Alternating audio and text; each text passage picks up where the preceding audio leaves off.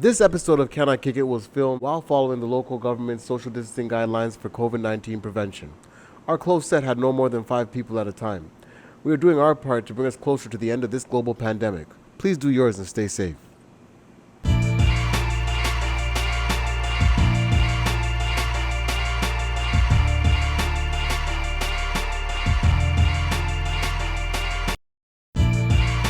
Can I Kick It podcast, episode 25, take 1. Action. Yes, sir. Welcome back. I guess we'll call this a welcome back episode.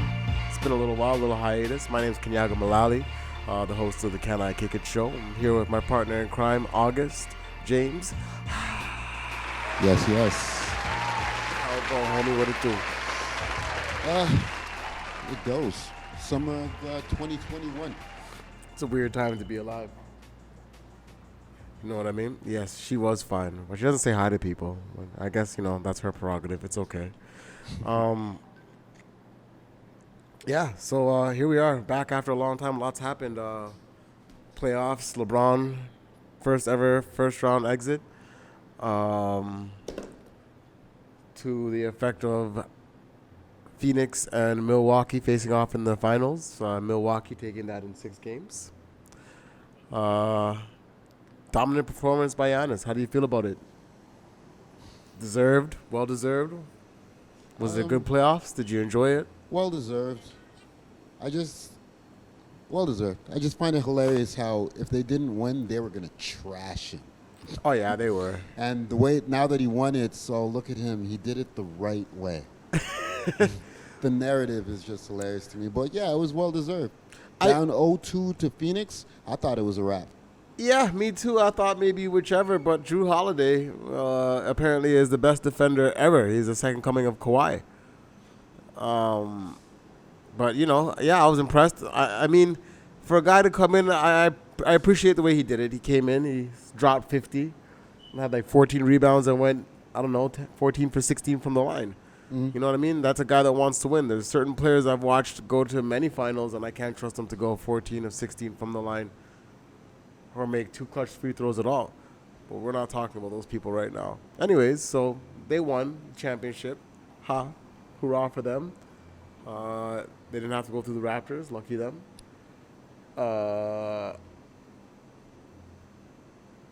Free agency or the draft was the next order of business. Everybody thought we should have drafted Jalen Suggs. We did not. We drafted Scottie Barnes. I'm hearing a lot of hate. The U.S. media doesn't even really talk about the fact that there was a 4th pick. They act like it's the 13th floor on an old building. I think these people that have all this hate towards Scottie Barnes need to chill, basically, because it's not like they went and grabbed the 8th rated or 9th rated or the 10th rated prospect. They passed on who was number 4 and went for the number 5 rated prospect. Yeah. And it's not an exact science. It's we worked them out. Suggs is good. We'd be happy to have him. But we prefer Barnes. Yeah, apparently. Apparently Suggs had a bad workout. I don't know what that equates to. But I wouldn't be so quick to say this kid can't shoot. And I'd also like to remind people that several people came through this Raptors program, especially with the 905, and have become shooters. Pascal, OG. You know what I mean? We all had thoughts about their shot. Fred VanVleet. I think Fred was always a shooter, but the shooter that he is now, let's just give credit to the Raptors development program. I thought that, I didn't think it was a bad choice. Also, I think it's kind of what you wanted Pascal or OG to kind of pan out as, right? Excuse me. Which was, a guy that could handle the ball, make decisions on the fly, and still get to the rim and defend multiple spots, you know what I mean? And possibly hit some outside jumpers.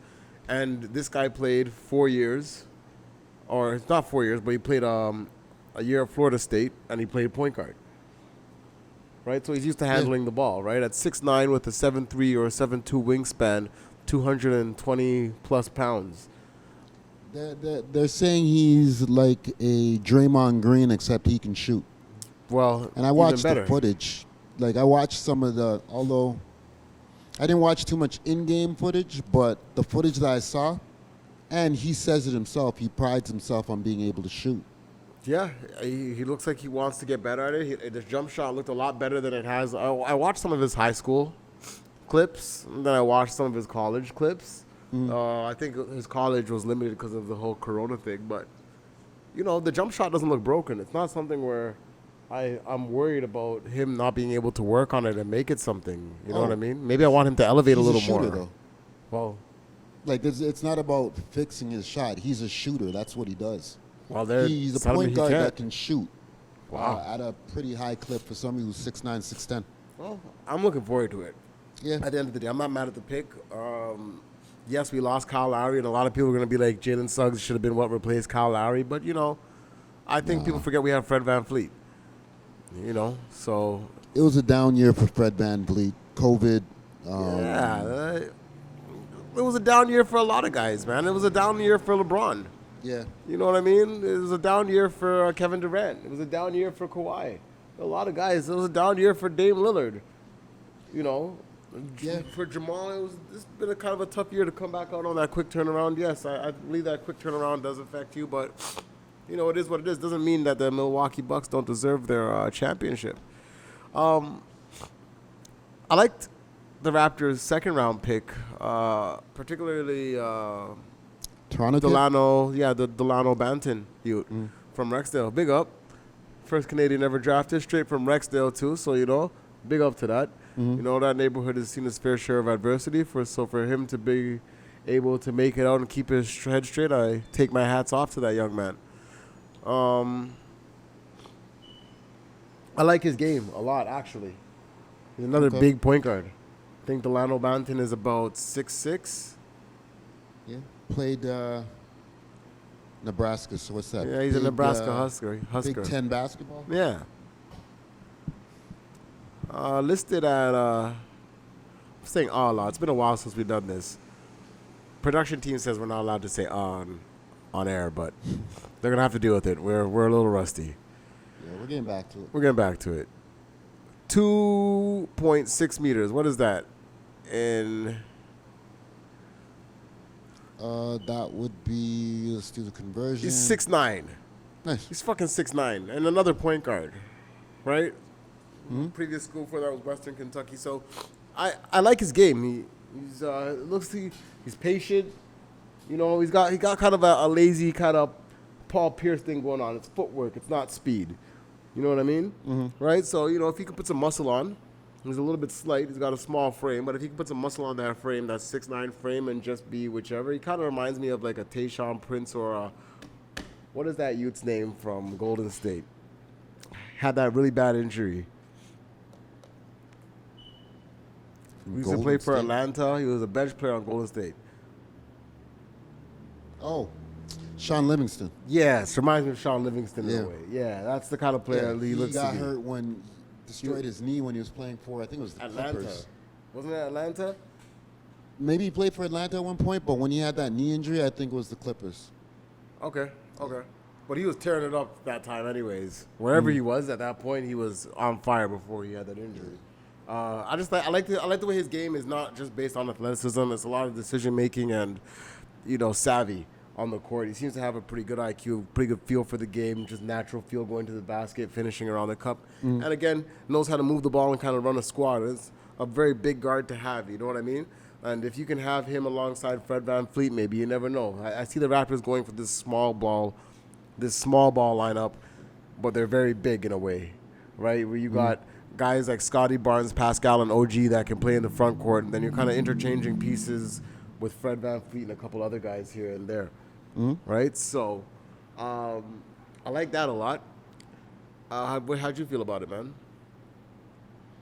I mean, I don't know where the Raptors are going. They have a lot of, I would say, small guard and point guard assets. Yeah. You draft two larger point guards, can't record anymore. It's okay. This is all an good. audio episode, folks. It's clearly going to be an audio episode. We're working on an AMSR theme for some of the listeners that are tired of seeing our faces. But yeah. Yeah, and then you combine that with the fact that we drafted a point guard last year in Malachi Flynn. Yeah. That we have point guard assets in Goran Dragic, Which- who came back for Kyle Lowry. I hear he's getting moved, and I hear his destination is Dallas for. I guess they want to involve Dwight Powell, and they'd like to. I'm assuming you might be looking at maybe getting like a Tim Hardaway Jr. They just signed him to They sign him again? what was it 4 years, almost 80 million, like Oh 72. shit! Well, I guess no Tim Hardaway Jr. Do you wanna run through free agency? Yeah, let's take a quick. How about I list the top 15 free agents Yeah. going into free agency, and we just talk about where they landed. Yeah, I like it. Shoot. Cool. Number one free agent, Mr. Kawhi Leonard. He has a player option, He's rejected which he's it. declined. Yep. But he's not going anywhere. Yeah, well, Nothing's official yet, but he's not going anywhere. He just declined it so he can sign a longer term deal. that dude different. You tear up your ACL and then you decline your $36 million player option. You must think that. Well, like, if Kevin Durant is the blueprint, yeah, but Kevin Durant was already back on his way, and like he was No. coming out going into free agency. Kevin Durant hurt himself, was done in the finals, went into free agency, and they signed him to 4 years and said, "That's all right. We'll sign you to all this money. We'll still cancel the first This year." is true, but it's also Kevin's first major leg injury, Yeah. Okay. right? So it's interesting to me But that of you're, all injuries, it was an Achilles, my guy.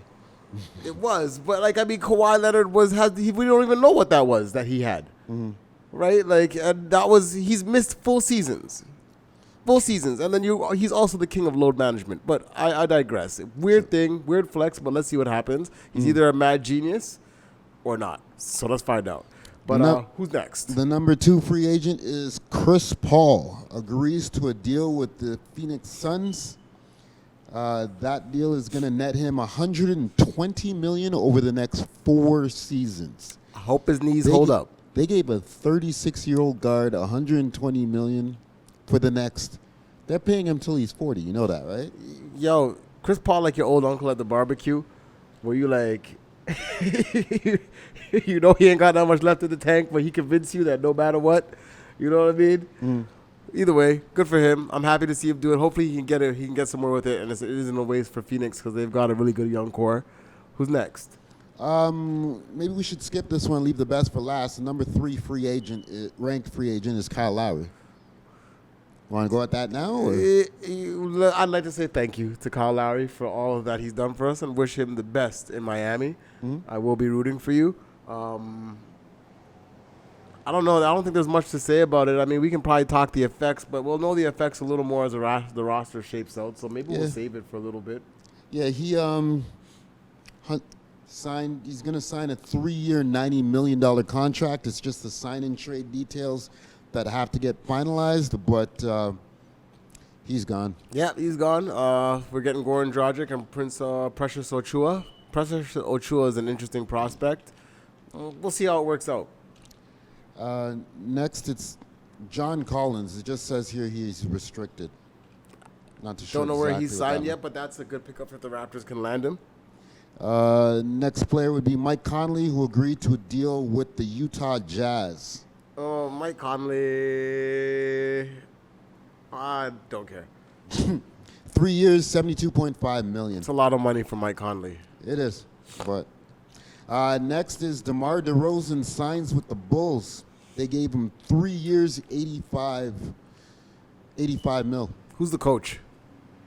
Chicago? Yeah. I don't remember. It's going to be interesting to see how that works out. DeMar's been in 2 very interesting systems, and now you're going over there. You got Zach LaVine. You got Lonzo Kobe Ball. White. Lonzo Ball is going to be over there. Coincidentally, number 7 on the list is Lonzo Ball, who signed with the Bulls. People going to start talking bad about that boy soon. That's interesting. Lonzo Ball got the same money that 85 mil, except he's got it over 4 years, where DeMar's got it over 3. Fair enough. I can see Chicago trying to make that money happen. Good for them. They should be fun to watch, at the very least. They're young. I don't know if DeMar's going to have to be a leader now, right? He's going to be the veteran guy on that team. So let's see how that shapes out for them. He's gonna have to lead those guys, but like I said, you're gonna stop talking bad about Lonzo Ball. You know what? All that terrible talk about Lonzo Ball, that was his father. As far Yeah. as I'm concerned. Like, his father put a bullseye on his back coming into the league. But, like, he's a nice piece. I like watching him play. Yep. I'm surprised that the Pels are so willing to walk away from him and replace him with the point guard out of Charlotte. Did you see the Pelicans owner at the draft when they lost their pick and they were at like 13 or something? Yeah. Did you see her? She was pissed. I don't know what her plan is, Because the thing was, I think they had 2 draft picks, and there was a scenario where they could have. Anyway, don't quote me on it. There was a scenario where they could have 2 top 5 picks. Yeah. And worst case scenario came out, which is still decent draft picks, but it's when you were going to get 2 top 5 picks in a decent draft class, and now you're somewhere behind. I'm unsure about the Pelicans management, and it's not because she's a woman. I'm just unsure based on some moves that they've made. They've had a lot of stars go through there, right? Like, yeah, Drew Holiday just won a championship. You know what I mean? Lonzo Ball's going to be a decent player, and he's probably going to end up playing with his brother, and that would be a scary combo. Fucking Anthony Davis won a championship the year before. Like, you're just trading away pieces to get jewelry, and you're not getting any jewelry. But anyways, who's next? This one actually surprised me. Jared Allen signed a deal with the Cavs. Yeah, because they got Evan Mobley. But they gave him 5 years, $100 million. I don't know if they. This is not the first time the Cavs have tried to stock up on big men. It's a thing that they do. Yeah. Or maybe they just want him under contract and they're going to use him as an trade piece? asset, as a trade piece Yeah. later on. But hey, It's a who decent knows? price to trade him at. It's not super expensive, if you know what I mean, right? Yeah. Instead of letting him walk for nothing. Yeah. Next is Dennis Schroeder. Tired of Dennis Schroeder. He did too much talking. Move on. Unrestricted. I haven't heard about anywhere where he's going, and quite frankly, I don't see any teams, especially the way players are landing right now. I have no clue who's gonna be hot on his heels. Pelicans. They'll need a point guard now. At number 10, the Heat signed Duncan Robinson. It's a good fit for them, and he's comfortable there. And they still have shooting, and they just got Kyle Lowry, so it definitely helps them open up Jimmy Butler and Bam. Like 5 years, $90 million. It's pretty cheap. It's a long time though. It is. For a guy that was drafted, I think, second round. Yeah. All right, so Let me give you a few more honorable mentions. At number 11, my man Norman Powell re-upped with the Blazers. I like it. He got the bag. They gave him 5 years, $90 million. Well deserved. They might be losing Dame, so they better. Spencer Dinwiddie is still unrestricted and not unsigned. It's another good look for the Pelicans. Rashard Holmes agreed to a deal with the Kings. Yep, he's back there. That takes him off. I really liked him. I was hoping that we could get a piece of that action, but Tim Hardaway Jr. re-upped with the Mavericks. also from our conversations, I wish we could have had a shot at that, but, good on Dallas. Evan Fournier has left the Celtics. He's gone to New York. He said some interesting things. He says he likes to play under pressure, and he wants to play for Tom Thibodeau, which is not something that you hear a lot of players of this generation say. So, yeah, love it. And then Gary Trent Jr. re-upped with the Raptors. I got a problem with Gary Trent Jr. They gave him 3 years, $54 million. It's pretty cheap, but I still got a problem with Gary Trent. Gary Trent Jr. does the thing that Devin Booker does, where they become black holes. They don't move the ball. It's not in their DNA really. They're shooters. They'll put it on the floor 50 times before they do that, and you're not gonna win that way. So we'll see how he comes back. Maybe he'll move the ball a little more, but kind of a chucker to me. So everybody else wanted him back though, because they like to see things go through the basket. So I understand. So you know what I mean? Anybody you want to trade for? Anything that you want to see happen before we get out of here? Anything that you didn't like? I want the Raptors to compete. Six Buzz is reporting that Damian Lillard might be Toronto bound. Wow. No shade at Six Buzz, but I wouldn't hold my breath. Yeah, I'm not gonna hold my breath. I haven't seen it on any major NBA site yet. I don't know who. I will say I do believe in Masai. I still believe in Masai. I mean, I saw Woj actually report that the Raptors are trying to make a push, but it's just who you giving up, right? Like Dame wants to win, and Portland's gonna want the whole fucking team. And from Dame's point of view, do you think he looks at the Raptors who didn't make the playoffs last year and says, "Yeah, put me on that team," and strip that squad bare, and now I'm finally in a winning situation? Well, I mean, I don't know. I gotta wonder what Portland's loyalty to him is, if they feel the need to put him in a good situation. Well, they're just moving him because he wants to move, right? He's in control. He could pretty much veto that trade if he wants and say, you know what, I'll play in Portland. Yeah. If he says that, they'll keep him. They'll keep him. That's true. I mean, It depends on what the Raptors got to give up for him. I see Pascal going, and I don't know who else you want to give up, but they're probably going to want like Scottie Barnes. So you're left with Fred, Dame, and what's it called? Maybe we'll give up Fred VanVleet for that. Yeah, for a while I actually thought Pascal was probably going to get traded or whatnot and end up in Golden State. And this is what they were talking about well before. I'll take Andrew Wiggins. I won't. Yeah, I can see why you wouldn't, but who else do you want? Just from Golden State. Just as we wrap this up. Who else? Like, who else do I want? There's not much because everybody's already really pretty much signed. Yeah. Say Kawhi. Just say it. Just say it for the fun of it. Just I do want Kawhi. Yeah. Pause. But he ain't coming. He's staying in Southern California. Yeah. Nothing like Cali girls. He's got a wife and kid, last I checked. But actually, no, not a wife, but he's got his girl. You know what? Yeah. My bad. But what's that shit Dave Chappelle says? Wrap it up, B. B. We'll see you next time, maybe 2 weeks or so, on episode 26 of the Can I Kick It podcast. Thanks for hanging with us, and happy to be back with you guys. See you soon. Peace. Salute.